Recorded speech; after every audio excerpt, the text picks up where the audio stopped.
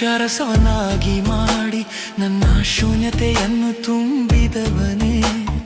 ಅಪಮಾನ ಅಂಚಿಗೆ ತಲುಪಿದ್ದರು ನನ್ನನ್ನು ಸಮೃದ್ಧಿಯಿಂದ ಮರುಸ್ಥಾಪಿಸಿದವನೇ. ನೀರನ್ನು ದ್ರಾಕ್ಷಾರಸವನ್ನಾಗಿ ಮಾಡಿ ನನ್ನ ಶೂನ್ಯತೆಯನ್ನು ತುಂಬಿದವನೇ. ಅಪಮಾನ ಅಂಚಿಗೆ ತಲುಪಿದ್ದರು ನನ್ನನ್ನು ಸಮೃದ್ಧಿಯಿಂದ ಮರುಸ್ಥಾಪಿಸಿದವನೇ. ಆರಾಧಿಸುವೆನು, ನಿನ್ನನ್ನೇ ಆರಾಧಿಸುವೆ.